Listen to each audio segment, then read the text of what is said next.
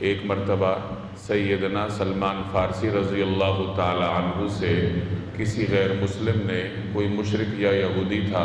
تو اس نے حضرت سلمان فارسی رضی اللہ تعالی عنہ سے یہ سوال کیا استہزائی انداز میں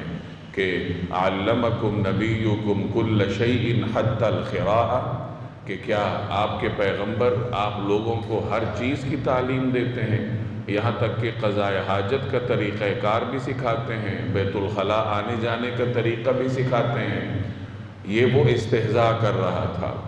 اب ہم جیسا کوئی آدمی ہوتا تو وہ دفاعی پوزیشن پر چلا جاتا، طرح طرح کی تعویلیں کرتا کہ نہیں ایسا ہے اور پھر ایسا ہے، لیکن وہ صحابی رسول تھے، نبی کریم صلی اللہ علیہ وسلم کی تربیت یافتہ تھے۔ انہوں نے بھرپور اعتماد بھرے انداز میں اس مشرک یا یہودی سے فرمایا کہ ہاں وہ تو ہمیں سکھاتے ہیں کہ جب بیت الخلاء جانا ہو تو قبلے کی طرف رخ نہ کیا کرو، دائیں ہاتھ سے طہارت نہ کیا کرو، اور کم از کم 3 ڈھیلے استنجا اور طہارت کے لیے استعمال کیا کرو، اور کبھی کسی ہڈی یا گوبر کے ساتھ استنجا نہ کرو۔ تو وہ تو ہمیں مکمل تعلیم دیتے ہیں۔